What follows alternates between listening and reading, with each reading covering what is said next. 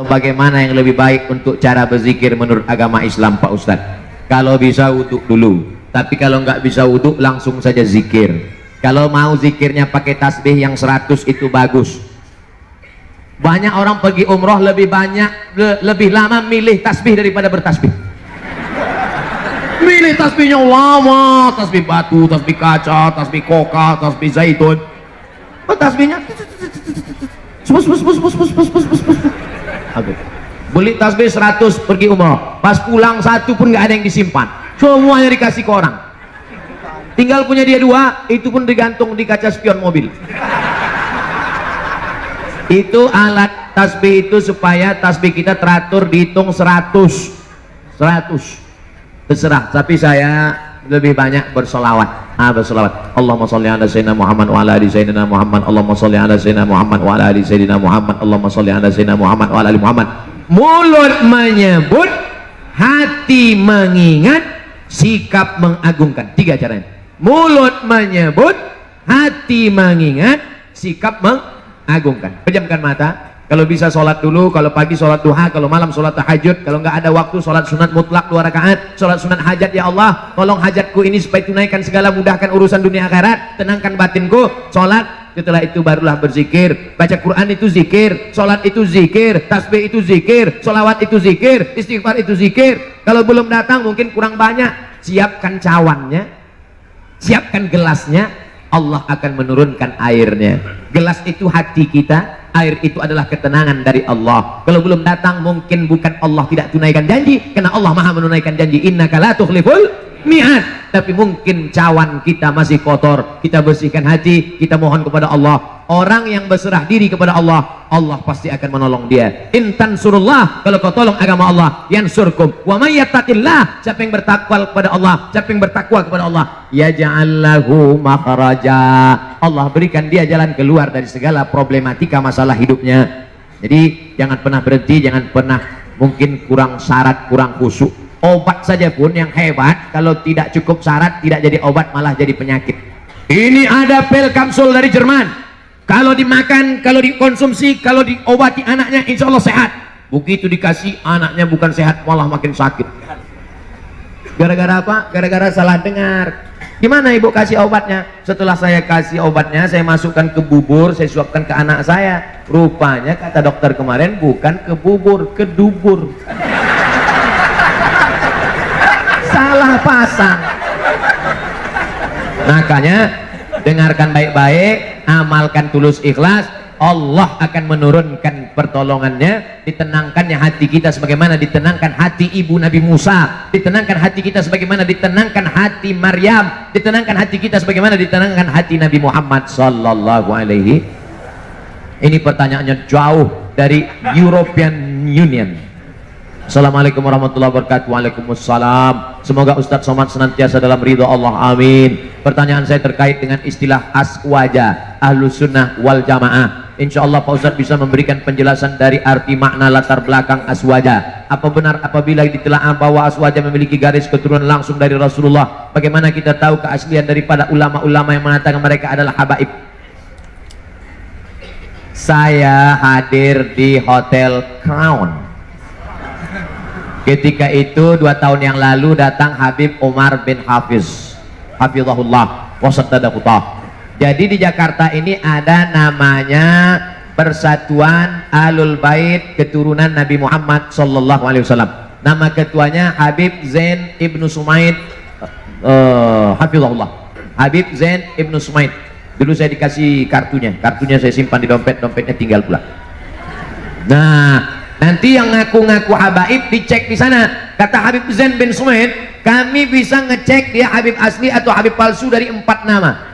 Abdul Somad bin Bakhtiar bin Yahya bin Ahmad Shah. Dari 4 nama ini nanti dicek bisa ketahuan. Wah, ini Abdul Somad bukan keturunan Nabi Muhammad, jadi keturunan Nabi Adam. Bisa dicek. Jadi nanti kalau ada orang ngaku, itu pasti ada silsilah nasab dia. Al-Haddad, Al-Shihab, Al-Jifri, Al-Sakaf, Habib Salim As-Sagaf Al-Jifri, Habib Rizik Shihab, Habib Fulan. Ini ada silsilah nasabnya sampai kepada Sayyidina Ali, sampai kepada Sayyidina Husain, Husain anak Sayyidatuna Fatimah, Fatimah anak Sayyidina Muhammad sallallahu alaihi wasallam. Adapun makna ahlus sunnah, orang yang berpegang kepada sunnah-sunnah Rasulullah sallallahu alaihi wasallam. Apakah pernah Nabi duduk-duduk di masjid buat pengajian seperti ini? Pernah Nabi duduk. Sayyidina Ali, Abu Bakar, Umar, Utsman, Ali, Thalha, Zubair, halakoh namanya. Halakoh artinya lingkaran. Maka perbuatan kita ini sesuai apa tidak dengan sunnah Rasulullah? Sesuai. Maka perbuatan yang sesuai dengan sunnah dilaksanakan. Perbuatan itu dilakukan oleh orang ahlus sunnah. Ada ahlus sunnah, ada lawannya. Namanya apa? Ahlul bid'ah. Perbuatan yang tidak dilakukan oleh Nabi Muhammad SAW, memisahkan antara laki-laki dan perempuan. Sunnah apa bid'ah? Sunnah, tak boleh campur aduk. Makanya dibuat itu ada pagar. Nah, agak langgar-langgar pagar sedikit kan. Tapi nanti pas ketika sholat, apa kata imam? Sawu sufuf, luruskan saf. Saf laki-laki yang paling baik di depan, saf perempuan yang paling baik di belakang. Ini adalah sunnah-sunnah. Maka keluar dari sunnah ini disebut dengan ahlul bid'ah. Jangan mudah menunjuk orang, hei pelaku bid'ah. Karena kalau ditunjuk orang pelaku bid'ah berarti dhalalah. Kalau sudah dhalalah berarti nar. Tiga sepaket, tiga paket, tiga dalam satu, satu dalam tiga. Bid'ah, dhalalah, finnar. Jangan mudah menuduh orang dhalalah kalau tidak betul-betul itu memang bid'ah. Karena ketika kau tunjuk saudaramu, hei pelaku bid'ah, berarti sudah mengeluarkan dia dari ahlus sunnah. Kita ini insya Allah tetap sampai mati dalam ahlus sunnah wal jamaah. Bagi seorang muslim belum bisa di akikah karena belum sanggup, apa boleh ketika sanggup kemudian dia akikah di hari tuanya? Bacalah buku Abdul Somad 37 masalah populer.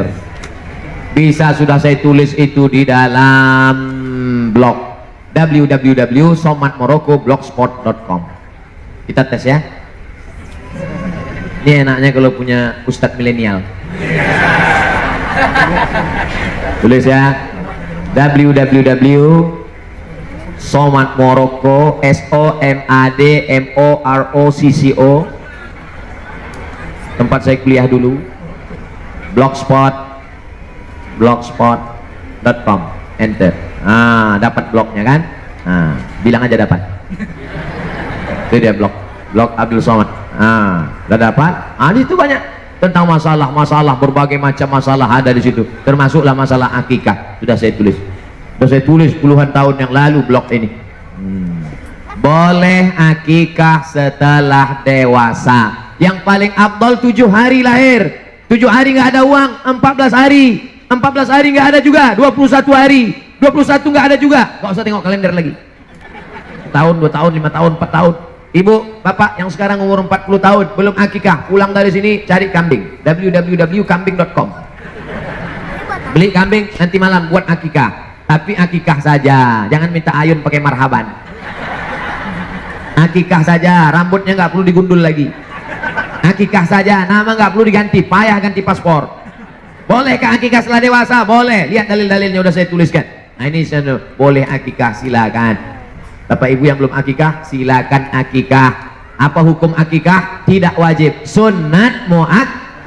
Kullu mauludin, setiap anak yang lahir, murtahanun bi aqiqatihi, tergadai dengan akikahnya. Bagaimana cara menebus anak yang tergadai? Tuzbahu anhu yauma sabihi, sembelih kambing hari ke-7. Yuhlaku, cukur rambutnya. Wa yusamma, kasih nama yang baik. Rambut dia di dalam tadi bercampur dengan darah najis kotor, bersihkan, gundulkan kepalanya. Kasih nama yang baik. Nama yang baik, nama yang bagaimana?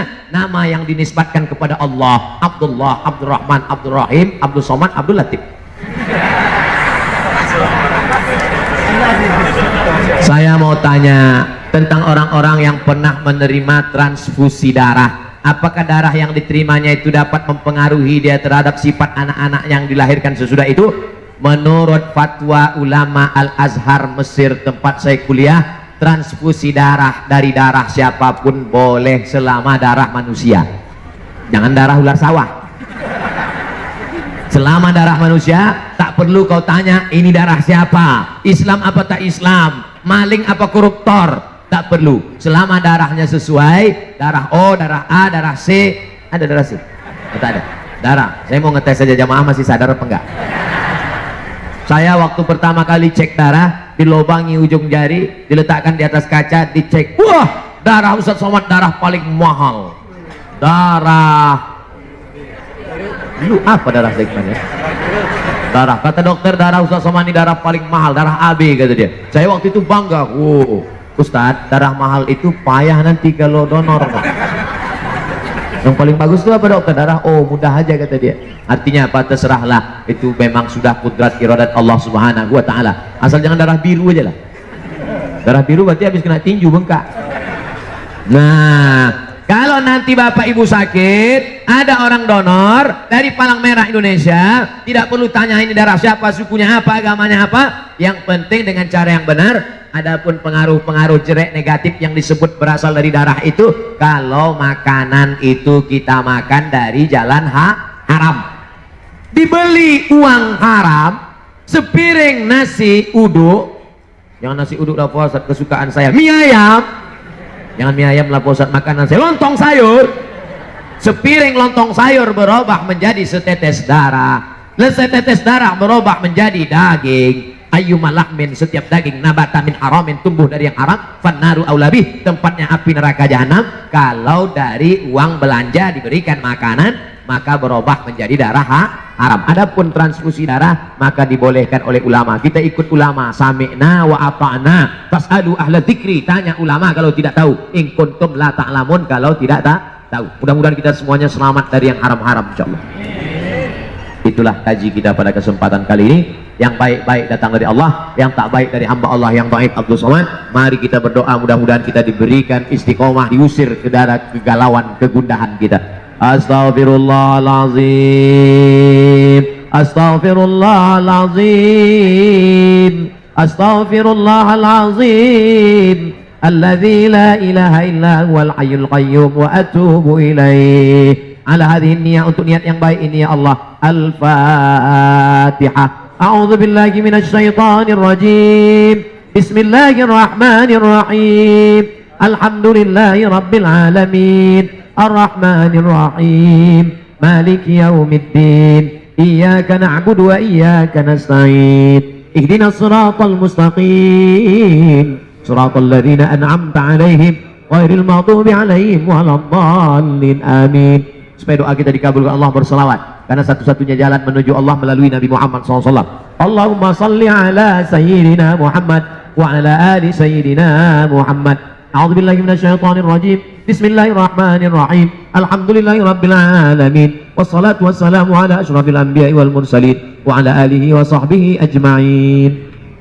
Ya muqallibal qulub, wahai engkau yang membolak-balikkan hati, tsabbit qulubana, kokohkan hati kami ya Allah, ala dinik, dalam agamamu ya Allah, wa ala ta'atik, dalam ketaatanmu ya Allah. Allahumma arhamna bil Qur'an, turunkan rahmatmu kepada kami dengan kemuliaan Al-Quran. Allahumma ja'alil Qur'ana rabi'a qulubina, jadikan Quran sebagai penenang hati kami ya Allah, wa dhihaba husnina wa humumina wa ghumumina, jadikan Quran sebagai pengusir gundah gulana, kekacauan kebatinan kami ya Allah. Allahumma arhamna, berikan kami rahmatmu ya arhamar rahimin. Engkaulah yang paling kasih dan sayang di antara yang penyayang ya Allah. Allahumma akrimna wa la tuhidna, muliakan kami, jangan hinakan kami ya Allah. Wa'tina wa la tahrimna, beri kami rahmatmu, jangan sampai kami luput dari segala karuniamu ya Allah. Allahumma wafiqna lima tuhibbuhu wa tardah, tanamkan taufik dan hidayahmu dalam hati kami, sehingga kami beramal dengan amal yang kau cintai dan kau ridhai ya Allah. Allahumma dafa'na al-ghala wal waba wal fasa wal riba wal zina wal munkar, hilangkan gundah gulana, hilangkan galau,